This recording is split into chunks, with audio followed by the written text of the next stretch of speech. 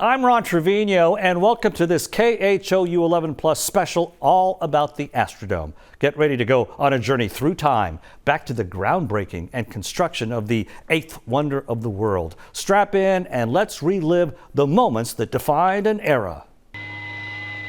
Fantasy becomes fact. An indoor stadium with a plastic dome roof, completely air-conditioned, seating 47,000 for baseball, 54,000 for football. CBS News correspondent Dan Rather with an owner of the Houston Colt 45s, R.E. Bob Smith. Mr. Smith, what are you building here? What is this huge monstrosity? Well, we think it's the finest thing in the world. We think it's the first in the world. In fact, we know that it is, and it should serve a multitude of purposes as well as a sports stadium. It's generally thought of as a sports stadium, which it isn't, because there are only 91 days that are baseball and football possibilities. That means 274 other days for conventions and exhibits and such things as that. It's large enough to take in all of the 52 now known organizations that are too large to go in any now one facility in the world. I'm sure you're aware that around the country there are a lot of people who just don't think this thing will fly. If it doesn't work, it'll be because all engineers are wrong, because all of that has been gone into totally. Now, one of the things that a question came up about grasses growing there. We understand from all of the agronomists that we've contacted that grasses will have a 30% better growing possibility coming through translucent roof than it would be with direct rain. How about this problem of it forming its own rain cloud inside? We doubt seriously that, because at the top of it, there will be, I don't know whether it'll be 50 feet or 75 of hot air staying at the top, and the cold air will circulate beneath that cushion of hot air. The structure itself is a 1904 contract, and the land costs $10,000 an acre. Now that's $19 million? 19 million, excuse me. I said 1904. That's too much money for me to even think about. The entire stadium project, paid for by Harris County with bond issues, will cost at least $32 million, including parking lots. This is just a large drop in a golden bucket. With a real welcome, Texas style. The fans are relaxed and ready. Player autographs are always popular with fans, young or old.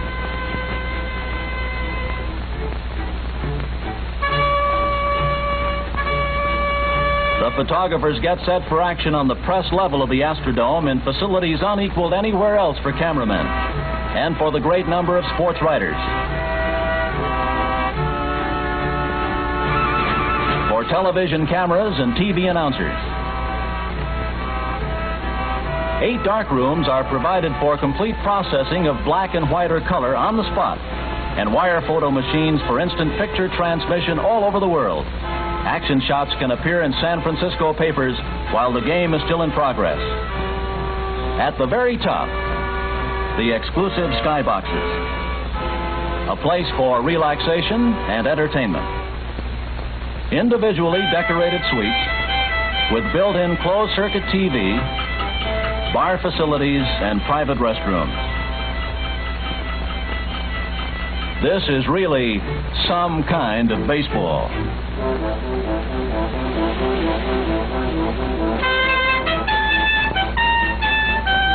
The first opening night, celebrated with bands, pep squad girls, a speech of dedication by the governor, and the voices of thousands raised in the national anthem.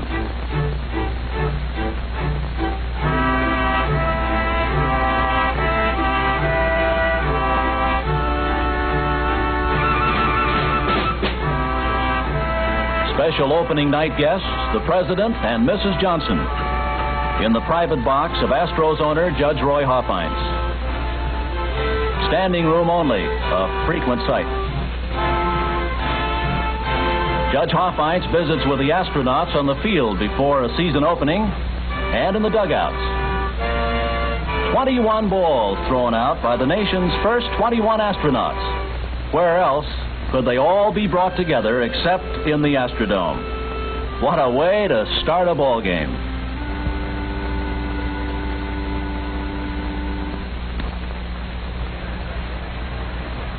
The Astros take the field in their new home for the very first time in this spectacular playpen, to the applause of thousands in the stands. History in the making. The first pitch. The first ball of indoor Major League play.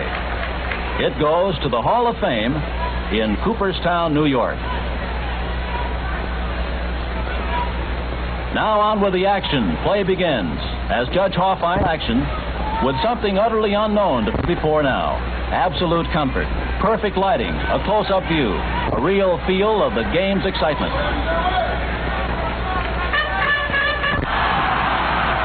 And another innovation, electronic cheerleading, led from the $2 million scoreboard through this fantastic control console. A wholly new dimension of the sport for the fans. Uh-oh, trouble at the mound. The visitors just can't cope with his hometown spirit and play. This pitcher's on his way out. And again, the 40 by 50-foot television screen in the center of the scoreboard comes to life to the absolute delight of the fans.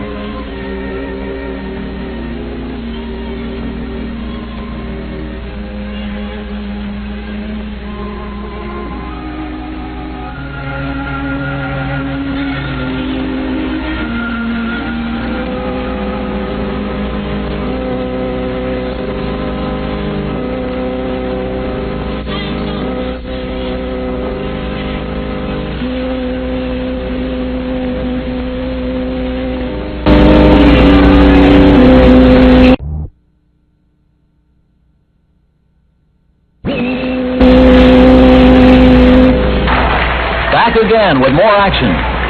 Now trouble for an Astro trapped between third and home. Always exciting action at the Astrodome. It's the Earthmen's turn at the field now to ready it for the balance of the game. The only grounds crew in baseball to get cheers from the fans.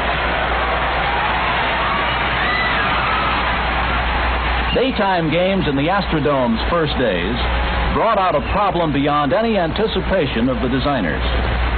Players lost the ball. It was applied without hesitation. Paint all the skylights with a white acrylic coating to cut down the glare. Now the brilliant White Scouts, joined by more than 7,000 Boy Scouts, perform in a gigantic scout circus. And the fight stopped in the third round. The Astrodome swings back to baseball again. Fast action with happy spectators.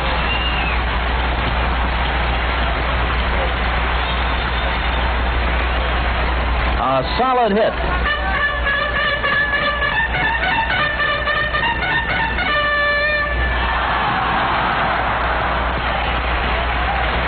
Players advance.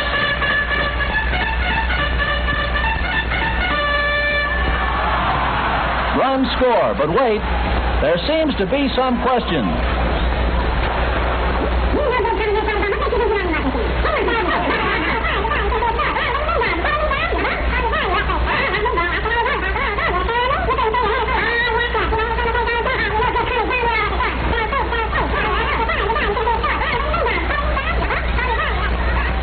A powerful blow, and another run scored.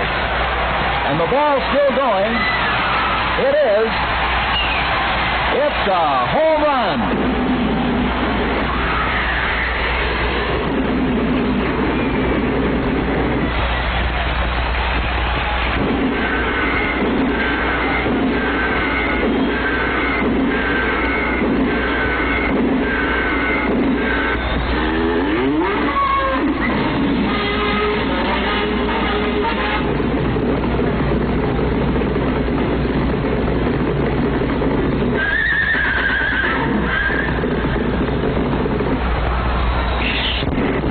This is the Astrodome, the attraction of unsurpassed entertainment in the world's largest completely air-conditioned and most flexible stadium, designed with your comfort, safety, and enjoyment in mind. A reality, the culmination of a daring dream. The Astrodome, truly the eighth wonder of the world. Down in the South where they see you walk, there's a man known as Mr. Football, Billy Cannon. The history of the Houston Oilers was shot from a cannon, Billy Cannon, the Heisman Trophy winner, whom the Oilers signed under a goalpost. He gave the American Football League credibility, and along with quarterback George Blanda, they gave the Oilers the first 2 AFL championships. Now they needed a home. Property owners of Harris County voted yes to finance the building of a new structure unequaled anywhere in the history of man. In the spring of '63, workers began constructing the first dome stadium. Many were not convinced it would even stand. Judge Roy Hofheinz was, and on opening day 2 years later, he invited the world to view its 8th wonder. 21 balls thrown out by the nation's first 21 astronauts. But 2 months later, Oilers owner Bud Adams, who had helped convince voters to build the stadium, surprised Hofheinz by backing out on a lease agreement that he suddenly called unrealistic. And we're paying the cost of all the ushers, ticket takers, ticket sellers, police, and so forth, and we had agreed to that price, but the basic terms of the lease, as far as the renegotiation of the price every year, and not including all our games, was the real reason that we made the change. Over the weekend, the Oilers agreed to play at Rice Stadium instead. It was the beginning of a long and stormy marriage. This took place after our meeting with Judge Hofheinz on Friday, when we finally came to the conclusion that we didn't look like we were going to get a workable lease signed with the HSA. And if Bud Adams' art of negotiation sounds familiar, there are differences. Now, utterances from Adams and from his attorneys come while on the run. How about staying in Houston beyond 1997? Not going to happen. They are a monopoly, and any monopoly underproduces its capacity and charges monopoly prices.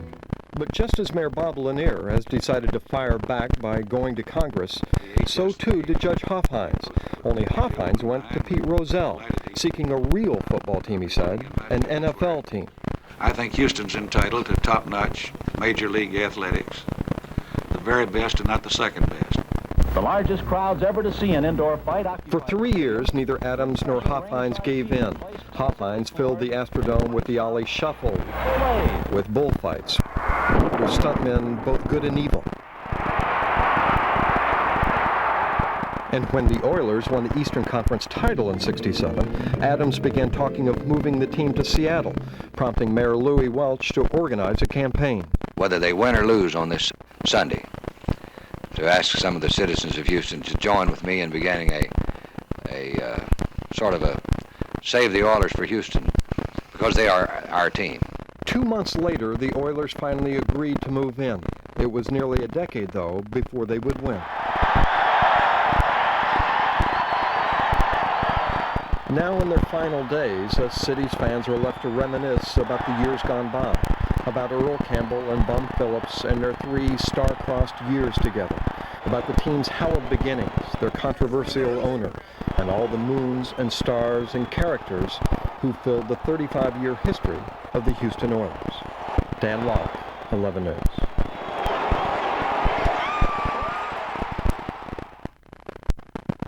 There are 2 kinds of coaches. That's in them that's been fired and them that's going to get fired. And I got fired. We want more! We want more! A year later, Bum Phillips was fired. 4 years later, Earl Campbell was traded. I don't think it really hit me emotionally until this morning. I was putting my clothes in the car to come here, and I kind of broke down and cried.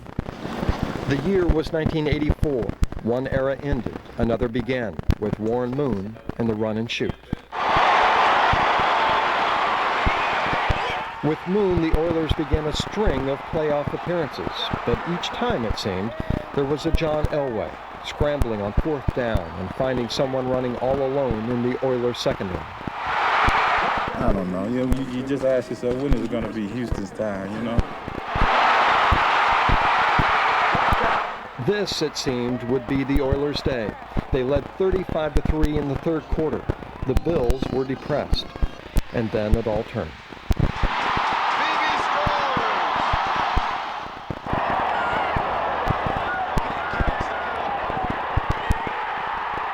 In overtime, Steve Christie waited. It was the greatest comeback and the worst collapse in NFL history. It's been 3 years since the Oilers stumbled off the field in Buffalo. To this day, it still haunts them, and for many, it still defines their history. Dan Locke, 11 News.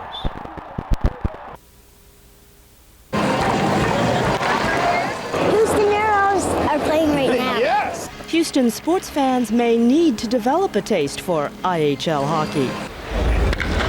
Fears continue to be if a new stadium financing bill fails, it'll be the death knell for Major League sports. But late today, a second chance. A new version reinstated the motel-hotel tax as a source of revenue.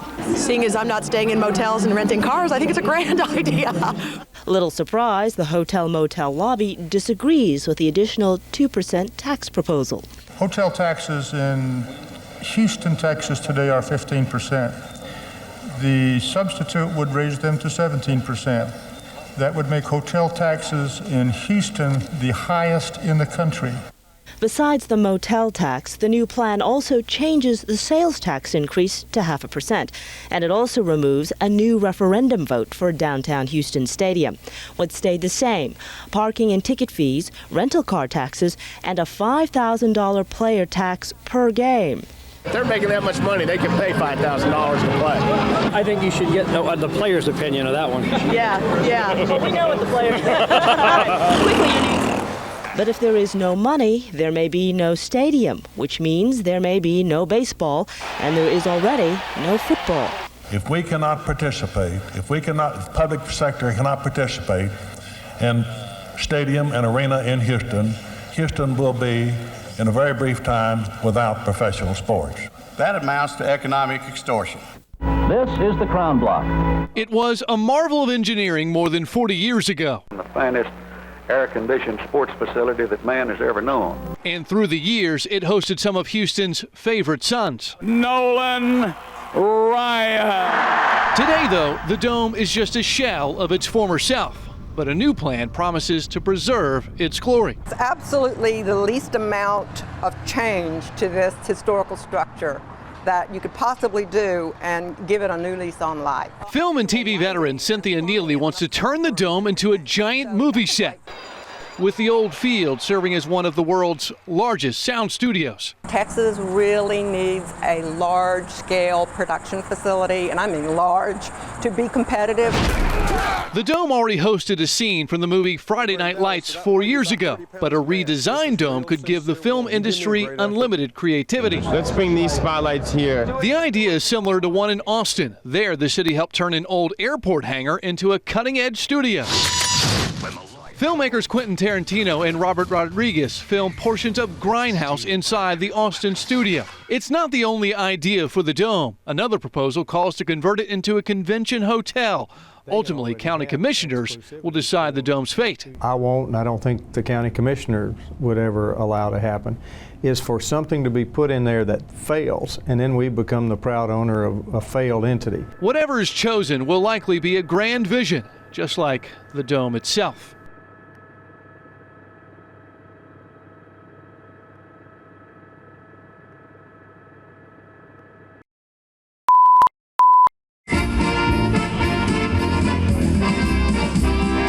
Throwback music. Because we're the Houston Oilers. Played on loop while Houstonians circled, entered, and recorded history. It was like, wow.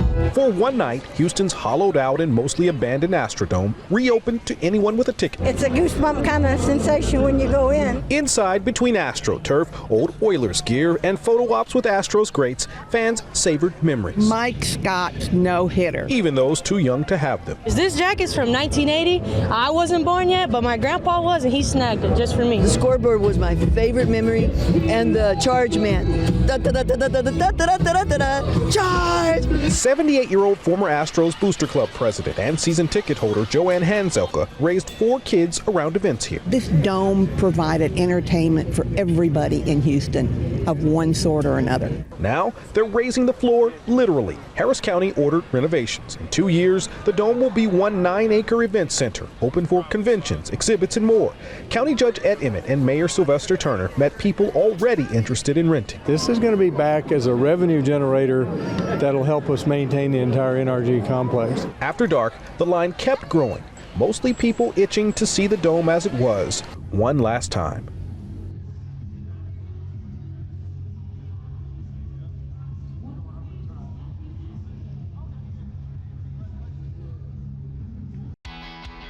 You can't say Houston without saying Astrodome. It means Houston. It's an icon. Houston's Coliseum. It's a Houston staple, that's for sure. Doing something that's never been done. We like to dream, that we like to make things that are weird. This is the way we did it in Houston. Oh my God, look at this place. Like a kid in the candy store. This place is, you look up at the dome, how big it was crazy. Enormous. I mean, it seemed limitless. Home runs sounded amazing inside the dome. Some of my fondest memories were just watching Earl Campbell run the football. Seeing Jose Cruz play there. Going there to see my first baseball game with my dad. The emotional connection is being there with your dad. Times with friends and family. Aisle 124, row Q, seats 1, 2, 3, and 4. Dad did everything family. My groom's cake was the dome, and the inside of it was the rainbow guts. You can see like where the baseball diamond would have been. Yes, I do have a tattoo of the Astrodome. I wanted something that was a tribute to the great place. It's fascinating. You'll never see anyone with another pair of these on. I'm sure many people said it couldn't be done, and quite frankly, people told us we couldn't open up a brewery. Houston has so few landmarks. A landmark is history first, so how do you get rid of first? Because we're stubborn. And we're Texans. It's like a classic. It's like a classic vehicle. I feel like I'm visiting a relative. It's kind of like an old friend. You know, like I'm visiting little Aunt Gertie in the old folks' home. You just don't want to get rid of it. You can't get rid of history like that. Houston Oilers, Houston Oilers, Houston Oilers, #1. We've got the offense. We've got the defense. Oh, God, you look in the stands. The pom-poms are going. You played in the first ever football game. And what was that like? Playing in the Astrodome was a thrill. When you walked into the place for the first time, it was just something magical about it. It was just breathtaking. All the colors, you know, the different layers of seats. You could almost feel it in your spine. It just was a cool dynamic for us, and it definitely was an advantage. It was deafening in there. Because it gets so loud, but all the loudness is contained. I pitched the first game there, actually. That was when they had the problem with the lucite panels. I had a little hop on my fastball. I was getting a lot of pop-ups and fly balls, and nobody could catch them. Yeah, the fielders were going like this, and then they're going like that. I'm an 18-year-old kid. I'm thinking, oh no, I hope they don't send me down because of this. And then the other time, we played the Falcons in '93 when the sewer pipe burst over our lockers. That was another time. The Love You Blue thing, I guess, exploded. They got behind us with that Love You Blue theme, and it took off. And the greatest thing about it is that when we play other cities, there were fans from other cities. Thank you for joining us on this look at the history and legacy of the Astrodome. It's more than just a stadium. It was and still is a symbol of Houston pride. Until next time, I'm Ron Trevino.